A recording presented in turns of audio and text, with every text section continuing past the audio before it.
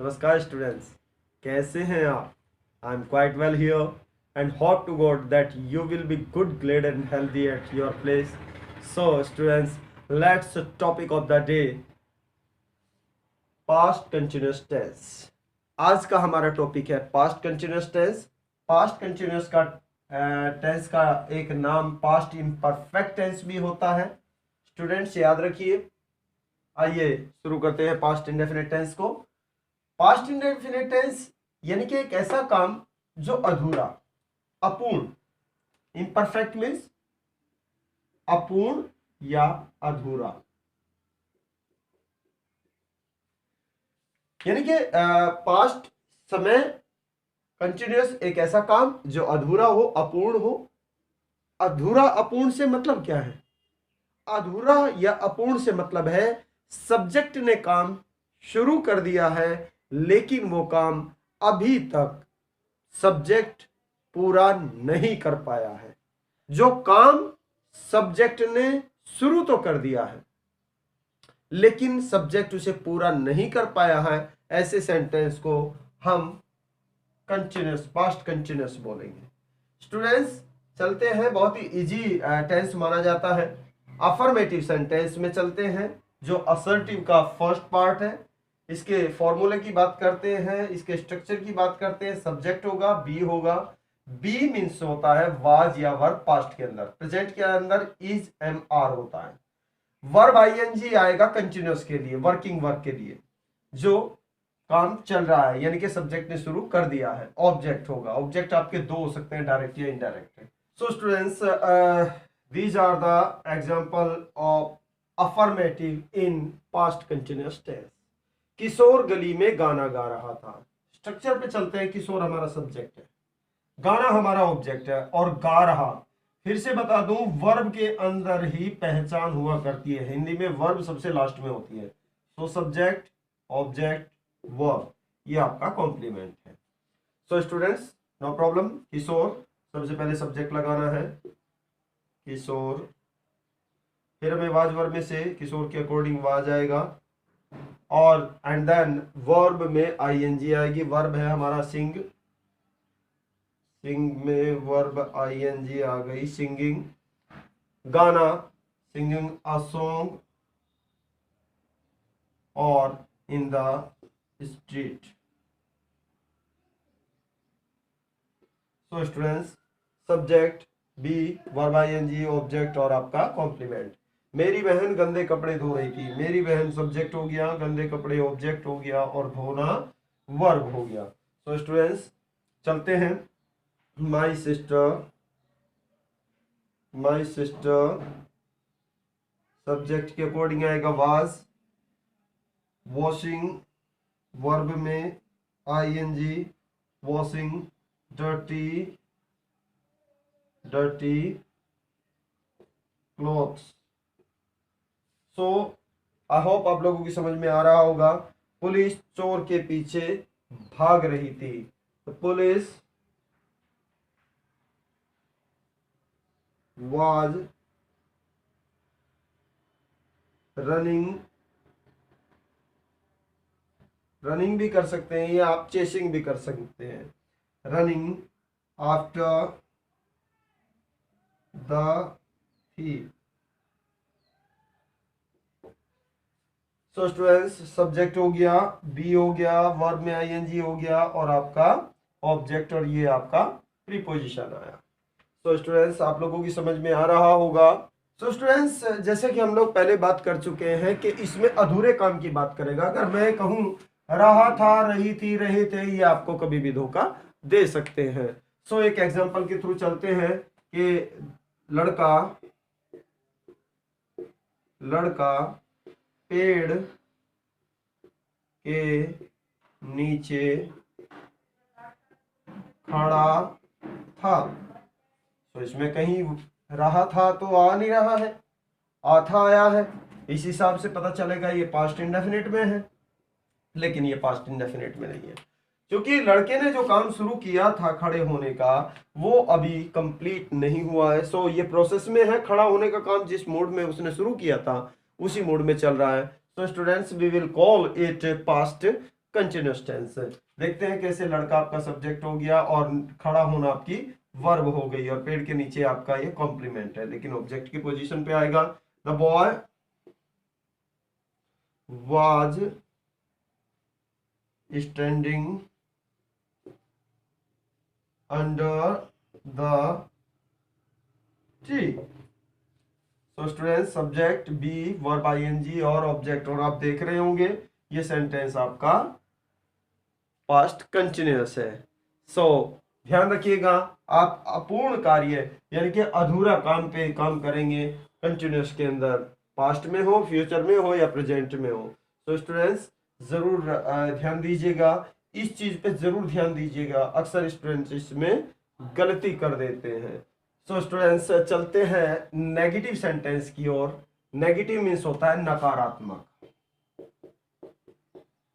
यानी कि जिस चीज को नेगेटिव वे में इन्फॉर्म किया जाए, बताया जाए। जैसे वे मैदान में हॉकी नहीं खेल रहे थे, नेगेटिव वे में बताया, और बाद में आपकी पहचान है। पिताजी बाजार से सामान नहीं ला रहे थे, कंटिन्यूस हो गया लेकिन नहीं भी है। विद्यार्थी बस स्टैंड पर नहीं खड़े थे, इसमें रहा रही नहीं आया, लेकिन नोटिस करो जो सब्जेक्ट शुरू ने काम शुरू किया था वो अभी पूरा नहीं हुआ। चलते हैं ट्रांसलेशन की ओर। वे मैदान में, वे हमारा सब्जेक्ट हो गया, हॉकी हमारा ऑब्जेक्ट हो गया, ये हमारा वर्ब हो गया। सब्जेक्ट ऑब्जेक्ट वर्ब, और ये नेगेटिव है, ये हमारा कॉम्प्लीमेंट है। तो चलते हैं दे वर, सिंगुलर प्लूरल के लिए वर आएगा, सिंगुलर के लिए वाज आएगा। दे वर नॉट आ जाएगा according to the formula. Verb है हमारी प्लेइंग, प्लेइंग हॉकी, हॉकी कहाँ, in the ground, in the playground. So students subject be not, verb ING, object और आपका कॉम्प्लीमेंट। चलते हैं पिताजी सब्जेक्ट, कॉम्प्लीमेंट, ऑब्जेक्ट, वर्ब। तो स्टूडेंट्स सेकंड फादर, सिंगुलर है तो वाज आएगा, नेगेटिव है तो नोट आएगा। वर्ब है लाना, bringing, bringing, bring means verb होता है, इसमें आईएनजी एक्स्ट्रा लगा दिया कंटिन्यूस होने की वजह से। द गुड्स, कहां से, from the market, from the market. तो स्टूडेंट्स समझ में आ रहा होगा, subject be not, verb ING, object और आपका complement.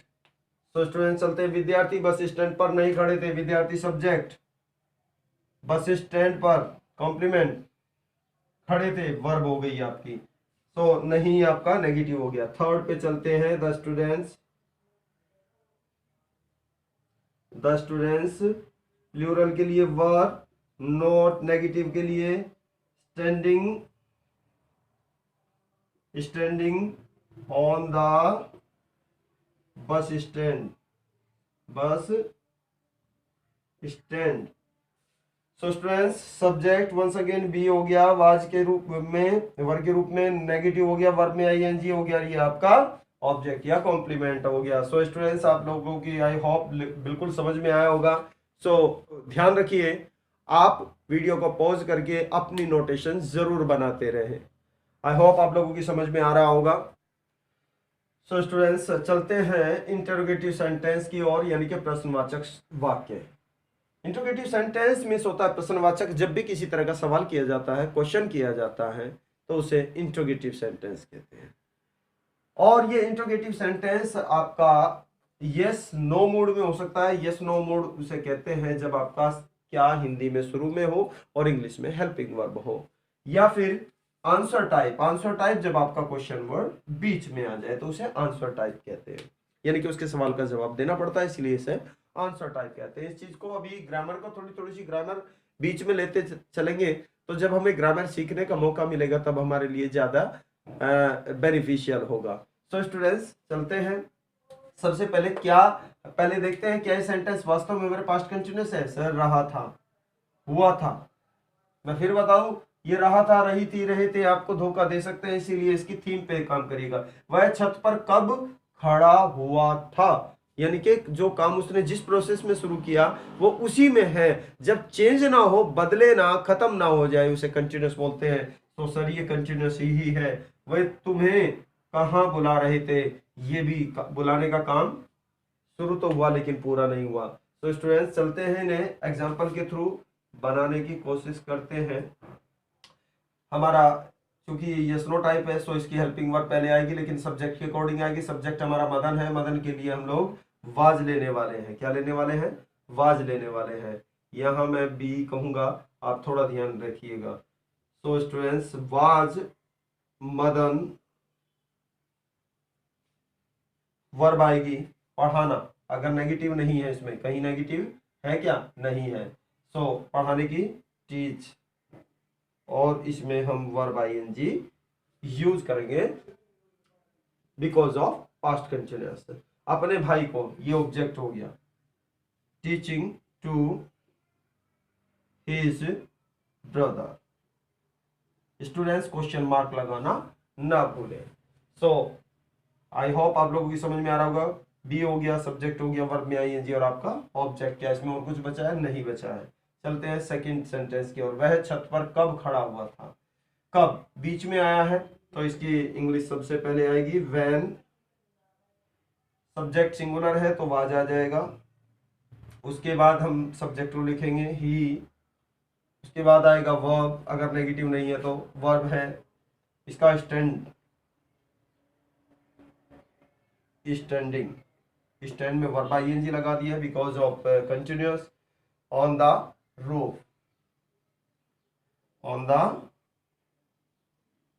Roof. So students I hope आप लोगों की समझ में आ रहा होगा। वे तुम्हें कहाँ बुला रहे हैं। इंटरोगेटिव क्वेश्चन वर्ड जो है वो फिर बीच में है आपका, कहाँ।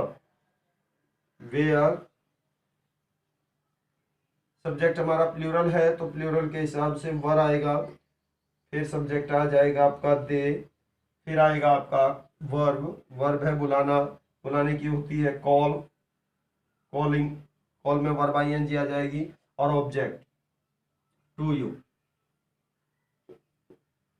सो स्टूडेंट्स ये रहा हमारा पास्ट कंटिन्यूअस यानी कि पास्ट इम्परफेक्ट का इंटरोगेटिव सेंटेंस। सो स्टूडेंट्स बहुत इजी टेंस है ये, सीधा सीधा समझ में आ जाता है। बस एक बात का ध्यान रखिए कि पास्ट की वजह से इसमें बी आएगा, बी को हम वाजवर कहेंगे। और कंटिन्यूअस जिसे इम्परफेक्ट कहते हैं, एक ऐसा काम जो काम शुरू तो हुआ है लेकिन पूरा नहीं हुआ है, ऐसे काम को कहेंगे इम्परफेक्ट। और इम्परफेक्ट के लिए वर्ब में आईएनजी आएगा तो अपने आप ही फॉर्मूला याद हो जाएगा। सब्जेक्ट वर्ब ऑब्जेक्ट का फॉर्मूला हमेशा इंग्लिश में परमानेंट रहता है, मत भूलिएगा। लेकिन हमें ध्यान रखना है पास्ट के लिए इसमें वाजवर लगेगा और कंटिन्यूअस के लिए इसमें वर्ब आईएनजी लगेगा। बाकी वही फॉर्मूले चलते रहेंगे। आई होप आप लोगों ने एंजॉय किया होगा। अगर आपको अच्छा लगा हो, मैंने अपनी तरफ से पूरी पूरी कोशिश की है कि आपको बेस्ट वे में बताया जाए, लेकिन फिर भी अगर कोई कमी रह गई हो तो please ignore the mistake and formation पे ध्यान दीजिए। अगर आपको अच्छा लगा हो please like, share, comment and subscribe the channel. नमस्कार, थैंक यू सर।